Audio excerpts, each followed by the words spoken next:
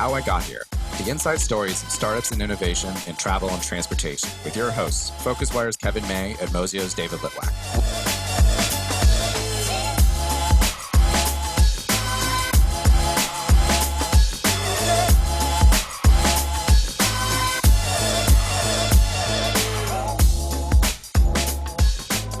Hello, everyone. Thanks for joining us today, and welcome to How I Got Here, Mozio and PhocusWire's podcast about innovators in travel and transportation. Today, we have Adam Goldstein with us. Adam co-founded Hipmunk, was recently a visiting partner at Y Combinator, and is now writing a blog to help entrepreneurs deal with anxiety. Thanks for joining us, Adam. Yeah, you bet. Thanks for having me. So we like to start every interview with the same question, which is just to simply ask you how you got here. Yeah, well, I was booking a lot of travel in college for the debate team, and that gave me the motivation and the idea to start an online travel site, despite having no experience in the travel industry at all. And in some ways, that was a great decision. I learned a lot, ultimately built Hipmunk up to a good size, and we sold the business in 2016. We made a big impact on the travel industry, rethought a lot about the way that the experience is for travelers. And in a lot of ways, it was a terrible idea. We didn't know anything about the online travel world. We didn't know what we were getting ourselves into dealing with airlines and Google and, travel agencies and everything else. And at the time, that was quite a difficult, stressful experience. But I've learned actually a lot from it. And nowadays, as I invest in other startups and, serve on some boards and help founders deal with stuff, I've realized that going through the craziness that is the online travel industry was actually an awesome lesson, almost like a virtual MBA in dealing with unexpected challenges. And so these days, I find myself helping entrepreneurs dealing with crises a lot, like we did at Hipmunk. And I started a blog to help kind of navigate the anxieties that I feel like are pretty much universal to entrepreneurs. Not just in the travel industry and not even just in the technology industry, but generally in any instance where someone's starting a new business, dealing with all of the uncertainty that comes with that. So on adamjuliangoldstein.com, that's my website, I've got this blog going, trying to help people think about anxiety in a new way and be more effective as entrepreneurs. Okay. Thanks for coming on the show, Adam. Take us back then. Sure. How did you meet Steve? How did that kind of combination come together? Yeah, so I met Steve at a conference when I was in high school. So I wrote a programming book in high school, and Steve had just graduated from college and was starting a website that no one had heard of called Reddit. And Reddit was in the first batch of Y Combinator, and they invited all 8 of the companies that were in that first batch of Y Combinator to this conference. And I was there too, having written this book. And so I met him there, and we got to know each other, and we became friends. And I lived with him in San Francisco when I was working on a startup that ended up failing during college. And then as I was nearing graduation, I hit up Steve and I said, hey, I know that you've sold Reddit. You might be looking for something new to do. What do you think of this new travel idea? And he said, well, I'm not really excited about a travel company. That seems like a bad idea. But if you want to do this with me, sure, we'll give it a try for 3 months. And if at the end of Y Combinator it hasn't worked, then Steve would get to pick the next idea, which would not be a travel company. Right. That was how we got it going.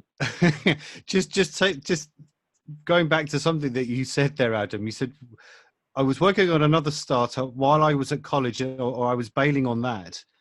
And you were doing another startup while you were at college, right? Yeah, before Hipmunk, I was the co-founder of a website called Book Tour, right? Which was a website to help authors figure out where to go on book tour and to help readers find when their favorite authors were going to be in town. Right. And the company ended up not working out. But you were doing that while you were studying still? That's right. Yeah, I was working part-time on that during the year and then full-time over the summers. Okay. Right. So you had this agreement with Steve that you would give it X amount of time, and if it didn't work, you'd move on to something else. That was not a travel company. That's right. That was the deal. Yeah. Right. So just last one from me for a second then. I mean, it's interesting. I mean, he launched and he sold Reddit, which Yeah. You know, at that point, Reddit was one of the kind of the hot sites of the moment, wasn't it? I mean, what was your kind of thought process? Was it just trying to persuade him to give it a go with you because he was already kind of like a self-made successful Yeah. entrepreneur? I mean, I pitched him on the idea, and I had no hope whatsoever that he was going to say yes. I mean, he'd sold a company that, you know, he was 5 years older than me. This company had been a success. You know, I started one company that was a failure. I'd not even graduated from college yet. It seemed so far-fetched that he'd say yes to it. And so, you know, I don't know if he was just bored. I caught him at the right time, but somehow I managed to convince him to give it a go with me. And, you know, ultimately, he worked with me on Hipmunk for about 5 years before he went back to Reddit, and he helped us get everything off the ground. I mean, he and I wrote the first version of Hipmunk together, and we're still in touch. I mean, it's great to have a co-founder that you can trust and work well with. But yeah, I think both of us were surprised how easy it was in the early days, and then how hard it got really quickly. That was not how we envisioned it going. So you said something about how it was both a good idea and an awful idea early. And it reminded me kind of how a lot of people talk about how you kind of need a level of blissful ignorance in order to start something. And often that blissful ignorance can be an advantage in a industry where everyone feels like everything should be done a certain way. And I see this myself. I passed on some startups investing in the travel industry thinking, oh, that would never work. It was my industry experience that clouded it. So where do you think that line is, and where do you think you maybe didn't succeed in being maybe a little too ignorant or not ignorant enough? I don't know. Where do you think of your? You said it like it didn't work for some. So apparently, you think you were a little too ignorant in some ways, right? Are you asking Hipmunk not working or the first startup not working? Oh no, sorry. Yeah, Hipmunk. Oh yeah. Well, so the way that I think about this is, you know, one of the things that entrepreneurs are great at is imagining future possibilities that don't exist. Right? They can conceive of something in their head that doesn't yet exist, and they can work to bring that into reality. Most of the time, those ideas are bad for one reason or another, right? Or their execution is bad for one reason or another, or both, which is why most startups fail. You know, and those are the statistics. With Hipmunk, you know, I was very stubborn in thinking that having a better user experience would be enough for us to build a great business, and that we'd be able to keep improving on our user experience over and over again faster than our competitors keep up. And that as long as we did that, we'd succeed. And that was faulty thinking in a number of dimensions. One, we didn't pay nearly enough attention to ways of reaching new users in the early days. You know, we worked a lot to get publicity around the site. We're, you know, putting out press releases and helping reporters with stories that they were working on, and that worked for a while. But we didn't crack SEO for years. And even once we did figure out how to rank for search terms, Google started taking more and more traffic for themselves. You know, in the early days, we got paid by airlines. In the later days, you know, after all the airline mergers took place, pretty much all the meta search sites stopped getting paid by airlines, or by most airlines. So a lot of the assumptions that we made turned out to be faulty pretty quickly. And that's why ultimately Hipmunk didn't go public, but we, you know, sold, which is sort of like a middle of the road outcome. You know, a lot of entrepreneurs would be thrilled to sell their companies, but a lot of very successful entrepreneurs would consider that a sign of failure. So, you know, we were somewhere in between. Yeah, I remember I've rather handily in 2013, you wrote a piece for us when I was at T News, where you're outlining all these problems that you had and things that you faced in those fairly, so this would have been 2.5 years in. And it's a great record of almost how you were thinking at the time, which is great. So we can kind of dive into that a little bit. One of the Yeah, first things you said, you say the first thing that surprised me was how incestuous the relationships among intermediaries are. Yeah. How long did it take you for you to realize that? And you wanted to change how people searched. Did you want to change how the relationships were between intermediaries because you were so surprised how incestuous it was? Well, to me, the fact that there were all these relationships wasn't in and of itself a problem, unless it interfered with our ability to deliver a great experience to our users. And sometimes it did. We found that airlines would have all sorts of ways that they wanted us to show their information, ways they wanted to, pay us or not pay us for that matter, that, were based on the ways that they worked with other companies. A lot of people moved between jobs. I remember we worked with someone in an airline who then worked at a travel agency, and there was someone else who went from an OTA to an airline, and it was just like everyone moving around. They all knew each other, and we were still in 2013 kind of outsiders. But, at that point in 2013, I think we were only just starting to face how the structure of the industry was changing in a way that made life especially hard for startups. That was just around the time when Google's travel experiences were starting to get more traffic. Yeah. That was right around when, I think 2 of the airlines had merged, but not all of them. So we weren't necessarily feeling like, oh man, the walls are closing in, at that point. That came a couple of years later. Okay, we can come to that later. And one of the other things that you said was, just integrating with the technology that was elsewhere. So you'd obviously built your own platform and you had your own UX, but then you had to go and connect to everybody. And I know initially you were an affiliate of Orbitz, I think, was it originally? Yeah, Orbitz was our first and only partner when we launched.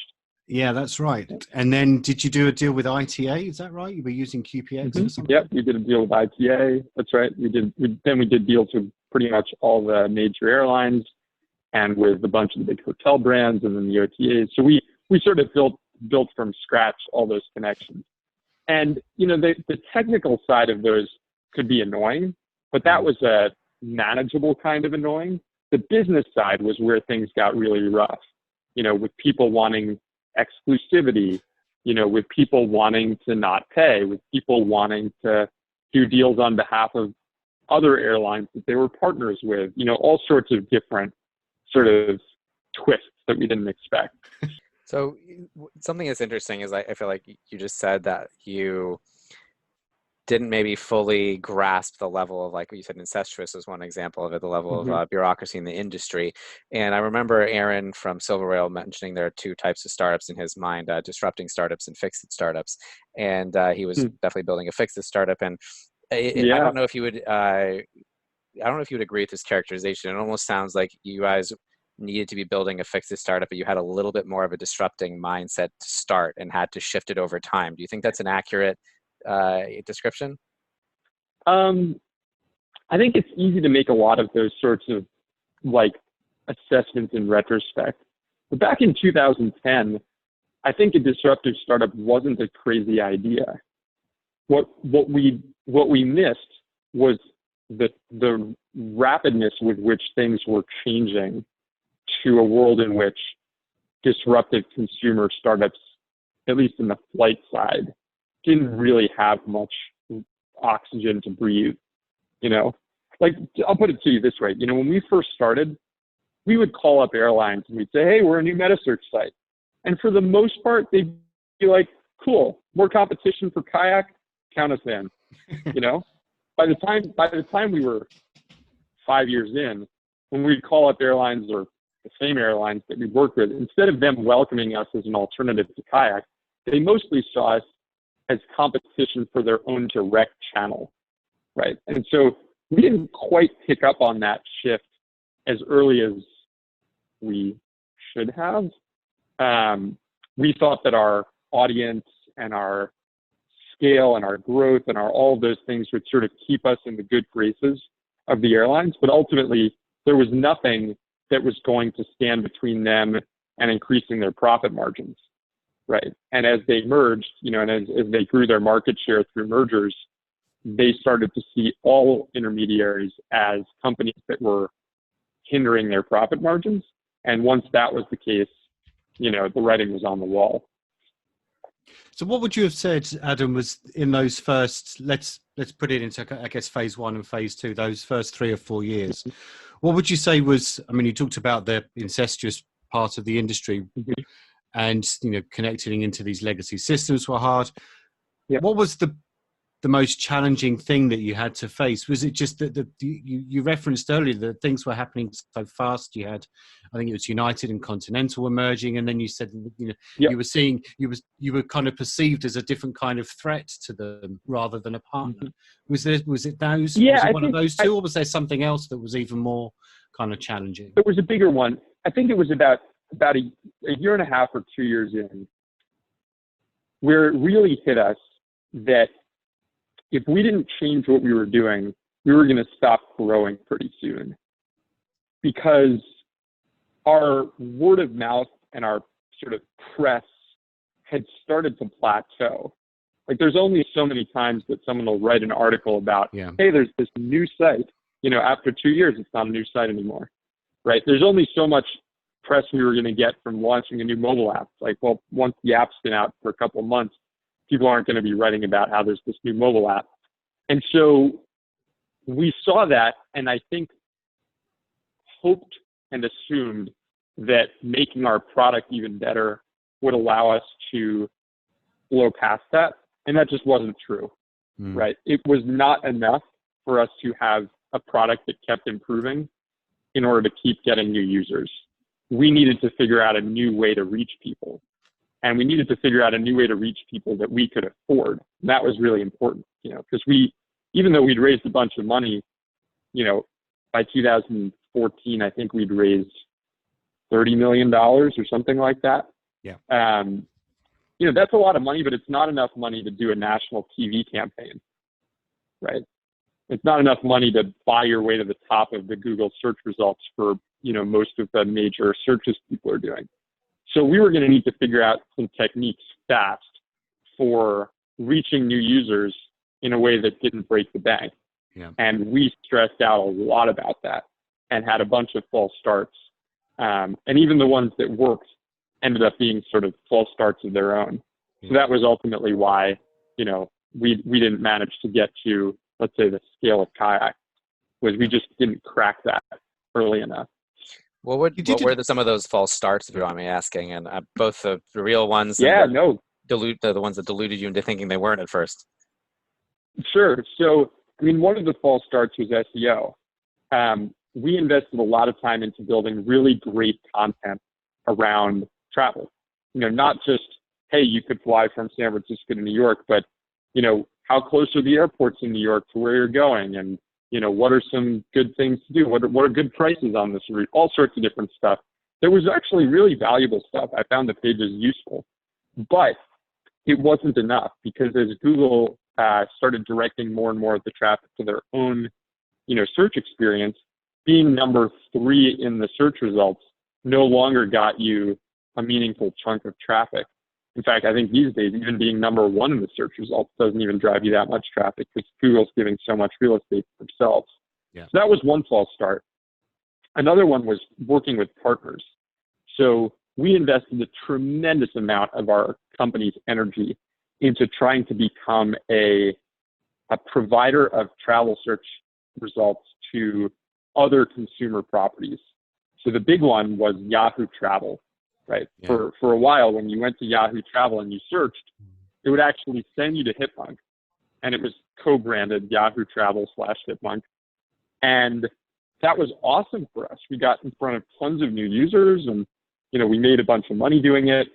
And then Yahoo publicly announced a change of strategy where they were shrinking dramatically the number of verticals that they were in. Instead of, 20 verticals or something, they were going down to 4 or 5. It's like news, sports, finance, and maybe one other one. And travel just went out the window. And so we were in the middle of fundraising. I remember this very well. We were in the middle of fundraising, and we found out that our partnership was going to be shut off that day. Like we had 3 hours notice before it happened. And it felt like it was going to be the end of the world. But that was another false start, assuming that we could rely on partners who didn't care as much about us as we cared about them. That was just not a good bet. And it's interesting. I mean, you did extraordinarily well with the press, didn't you, in those first couple of years? I mean, you referenced it, and it was almost because I guess because you were a West Coast, San Francisco-based company, it was almost like they were cheering you on to kind of upset the status quo of the kayaks. And I suppose it would have been, who were some of the others? But Mobissimo back in the time, at the turn of that decade. But it was almost, there was a lot of goodwill towards Hipmunk, and I always thought that was quite an interesting thing, that they were, this is our kind of local startup that's going to upset the status quo. But it's interesting you say that you can only ride that for so long. Yeah, I mean, we continued to ride it for a while, but it just had diminishing returns, right? Yeah. We got our first, 100,000 users from press within our first few months, which is insane. I mean, very few startups were able to get 100,000 users for free. But, going from 0 to 100,000 is amazing. Going from 100,000 to 200,000 is still pretty good. Yeah. Going from 500,000 to 600,000, that's only 20% growth. And when that takes place over the course of 6 months, it's no longer Silicon Valley style growth. Yeah. That's just kind of, normal growth. Yeah. So we needed to figure something out. And I wish in retrospect that we'd seen the trend sooner. I think we held on to hope for a little too long that we'd be able to keep that producing. And what was so interesting and fascinating about what you did was the agony index, right? That was the launch. That was the whole raison d'etre about the whole thing, was that we give you a different way to search for flights, and it was completely different. And I've always wanted to know, and you've kind of talked about this a little bit before in the past, Adam, and it's around, did you not think there was just enough people wanted to search in a different way, which was perhaps why you didn't get that sudden whoosh? Yeah, you got a whoosh from the people that were really into searching in a different kind of way on the agony index, but other people are just set in their ways and quite like that from to date, blah, blah, blah. Yeah, so I think, our theory going in was that we wanted to search based on a combination of factors, not just price, but not ignoring price. Price was one of the things that mattered, along with the duration and the number of stops and so on and so forth.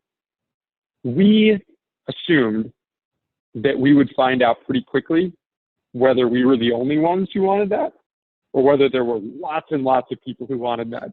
Right. And fortunately and unfortunately, the answer was somewhere in between. There were some people who wanted that, right? There were some people who planned their own travel, who traveled frequently, who cared partly about price and partly about other stuff. But there were also extremes on both ends. On the high end, there were people who were essentially price insensitive, corporate travelers who are traveling, they're probably not even booking their own travel. They're flying business class. Their company's got a negotiated rate, and, their assistant books that travel. So they were never going to be Hipmunk users.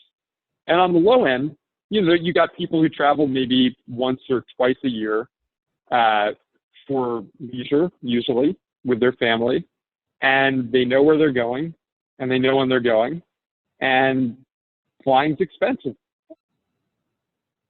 and they're very price sensitive. Yeah. And when you take those two extremes of the market, you've got most travelers, right? The slice that we occupied was a minority of travelers. Now, if we'd managed to reach all of them in that segment, we still could have been a very, very big company. But no startup ever reaches everyone. I mean, even Kayak, it's been almost 20 years since Kayak launched. They're not even used by most travelers, right? So the idea that we'd ever be able to reach all of the people in that segment was a fantasy. We hoped that it would be a bigger segment than it turned out to be, and we were wrong. And once we realized we were wrong, we tried going and directions. We tried building a tool for business travelers, which we weren't able to sell because, we couldn't make the sales economics work. We tried it again after we sold to Concur, building a business traveler focused experience, which actually worked well. And then, in between, we tried going down market, trying to reach infrequent travelers. In fact, for a while, we had a different experience. If you came into Hipmunk from an advertisement, you would see a different version that was less power usery.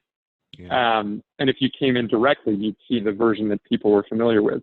But that didn't really work either. Having multiple versions of the experience never felt like an especially elegant solution. So that was the trap that we got stuck in. Yeah. Okay. What's interesting, you just mentioned Concur, and I know you guys eventually sold to Concur, and I have a lot of questions about that. I'd love if you can go into a little bit about how that sale came about.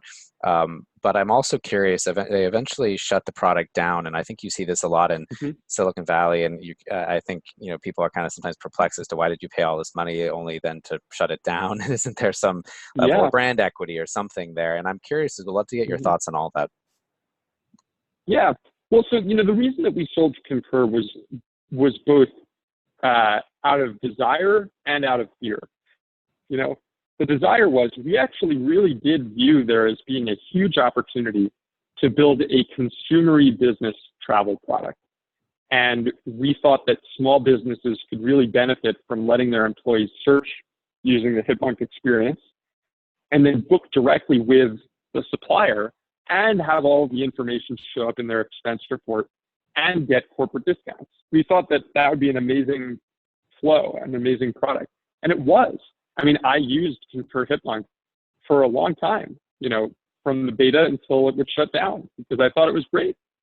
So that was part of our motivation for selling this. We'd turned down many acquisition offers in the past, and this one felt like a real fit. Like we could do something that neither of us would be able to do on our own. We'd keep our consumer experience and we build this great business experience and people could use us for both. And I really loved the team at Concur, and our whole team from Hipmunk moved over, and things went really well as far as, anyone that I know. This was one of the most successful acquisitions that I've seen for the first couple of years. And so when I left at the end of 2018, I was very optimistic. I thought this thing's on its way to becoming a really, powerful permanent fixture in the world of travel. Big companies are really hard to understand, and I still don't know exactly what happened. I do know that Concur, even when they acquired us, Concur was a division of an even bigger company, which is SAP. And SAP's decision-making process was one that I never got details on because it was, 5 layers above me in the organization or something like that. I think the risks with disruption are that because they don't fit into an existing business model, they don't always have a lot of people who are cheering for them inside of bigger companies. You hear about entrepreneurs, like people inside big companies, and how hard it is for people inside big companies to really launch disruptive innovation. It's because that's just not the way that big companies typically operate. They don't usually think about how do we take our existing businesses and replace them. They typically think about how do we take our existing businesses and extend them and grow them. And so Hipmunk was just kind of a weird outlier within SAP. I mean, that was apparent to me from the beginning. Yeah. We were not like any other product that SAP sold. They didn't have any other consumery products that were geared towards business of any kind that I know of. And so in retrospect, again, I was overly optimistic that there would be, a lot of people who saw how great of an opportunity this was and, were excited about it. And whatever it was that happened, it wasn't that. It's interesting what you say about entrepreneurs. I definitely found that we've worked with a lot of companies to help them expand verticals, and they're often concerned about cannibalization. And we've noticed like there's a lot of people on product cannibalization, team cannibalization, any number of stuff can really throw a wrench in the works. Again, I don't know that that's what it was. What I do know is that it wasn't something that fit the template for the stuff that SAP does day in and day out. Right?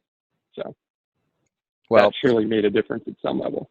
So I want to transition over to what you're doing now. So you just finished up as a visiting partner at the at Y Combinator, kind of coming full circle, I guess, to the beginning of your startup career, and then you're also writing a lot. So could you tell us more about your writing on startups and anxiety? Yeah, for sure. So after we sold Hipmunk, I started doing some angel investing, and I would share with entrepreneurs, some of the stuff that we went through at Hipmunk, the difficulty with airlines, the difficulty with partners. You and I didn't even get into it on this conversation, but, difficulty fundraising, difficulty with, the broader market, all sorts of unexpected negative surprises. And I started to notice that the stuff that I was talking to them about often had deep resonance for them in whatever it was that was stressing them out about their startup. Sometimes it was about hiring. Sometimes it was about managing a board. Sometimes it was about fundraising or dealing with partners or selling or whatever. And I realized that the experience of Hipmunk was actually a great education in dealing with hard stuff that came out of nowhere. So I started to share my stories with founders, and then I started to try to hone in a little bit more on what's the common thread here. Why is it that entrepreneurs seem to find themselves getting more stressed out the more success their company has? It's really not intuitive. When it was just Steve and I in a room and we were writing Hipmunk, version 1 before we launched it, we were mostly excited. We weren't stressed out.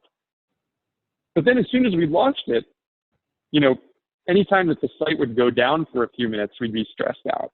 Anytime that, it looked like we might not be able to raise money, we got stressed out. Anytime an employee quit, we got stressed out. All of these things, suddenly we had something to lose. Whereas before we were just kind of playing with house money. Now it was a matter of, we've actually got something. And if we don't get this exactly right, it might disappear. And that was the anxiety producing thing. So I've tried to explain this first to myself and then to other people by kind of reasoning about it from first principles. Because it's not obvious to most people why having your company start to get a little bit of traction would actually make you more stressed out rather than less. And I came up with this analogy to algorithms. Basically, there's something going on in our minds. You can think of it as a series of algorithms that helps us make sense of, what the future holds. And sometimes those algorithms lead to really good things. They allow us to imagine something that the world needs that we can bring into existence. But sometimes that imagination leads to really dark places with people worrying that, that they're not going to be able to measure up and that they're going to, lose their job, that they're going to get fired from the company they started, that they're going to be unable to raise money and the company is going to go out of business or whatever. Right? You can list all the different anxieties that founders have over time. And I don't think it's a coincidence that the same people who are really good at imagining these things that the world needs are also really good at imagining 10,000 ways that their startup could get crushed and that they could, be held responsible for that. Yeah. So that was kind of the starting point. And I draw a lot of different parallels to my own experience and also to the way that our immune systems work, because as it happens, our immune systems also deal with the possibility of all sorts of different threats that they have to fight off. And so I think there's a lot to learn from both of those things. And when I started sharing it with founders, they found it really helpful. So I started to publish it online. Okay, so two final points from me then before we wrap up, Adam. Would it be fair to say, just listening to this interview now for the last 35, 40 minutes, and what you're doing now with your writing about overcoming anxiety and all these kind of things, there is, I might be wrong, or forgive me if I have got it wrong, there does seem to be a slightly downbeat tone to it, by which my question is, did you enjoy doing Hipmunk and the startup story. Do you know what I mean? I mean, forgive me if, like I said, Yeah, forgive me if I've got it wrong. question. It does seem kind of like you didn't really have the best time, possibly. No, I didn't. You know, here's the truth, is that like a lot of experiences of growth, it was very uncomfortable at the time, but I'm also kind of glad that I had the experience. Yeah. It wasn't pure suffering. There were plenty of good things that happened, but it was not something where I was excited every day, you know, for 6 years, you know, to go to work. Yeah. There were periods like that, but there were even longer periods where I was mostly preoccupied with wondering if we were going to be staying in business or if I'd be keeping my job. And if I'd had better tools for dealing with it, I think I actually would have enjoyed the whole thing more. Yeah. But I came at it from the standpoint of being very skeptical of people who had advice for dealing with stress or for dealing with, you know, work-life balance or things like that. I tended to think that all of the advice that those people gave didn't apply to me because they didn't know how difficult it was to be a travel startup. Right. You know, but their advice was useful to the world, but not to this slice of the world that's the super hardcore part. And actually, it turns out that I think the advice is the same for everyone, which is, yeah, you know, uncertainty can be a source of stress, but just because you can imagine terrible things that might happen doesn't mean that you should orient your entire life around these things that are showing up in your head. You actually have to orient to the things that make you happy and the things that increase your odds of success, even though there's always a possibility that it'll end up failing. So I wish I'd learned that lesson then. I've certainly learned that lesson now. And, you know, hopefully I can keep other founders from ending up, you know, in these sort of really miserable periods as they're dealing with uncertainty. Yeah. And just lastly then, just a bit more for my own sense of curiosity, really. I mean, how would you, and I'll frame it around this kind of question, I mean, how would you advise a startup that's on the receiving end of, dare we say, a verbal volley from the CEO of a competitor in that you were from a certain Mr. Hafner, which is, unfortunately, I guess, has passed into the kind of the history of Hipmunk when he gave you a rather unkind name at a PhocusWire conference. It's almost become part of the story. I mean, how would you advise other founders to kind of cope with that level of vitriol, if that's the word that we can use? Yeah, look, I when I look back, getting made fun of or mocked by Kayak was one of the best parts of the job. That was not a source of anxiety. Because what was he going to do? You know, every time that he opened his mouth and talked about Hipmunk, we got a bunch of new people who'd never heard of us using us. It was great. Yeah. So that was never a source of anxiety. And I mean, maybe for some people it would be. And to them, I'd say, no, you got it backwards. Every time that your competitors talk about you, that increases your profile. That makes you more relevant to investors. That makes you more relevant to people you'd want to hire. It makes you more relevant to the world. Don't stress out about that. The stuff that was the source of anxiety was uncertainty about things like, can we grow more?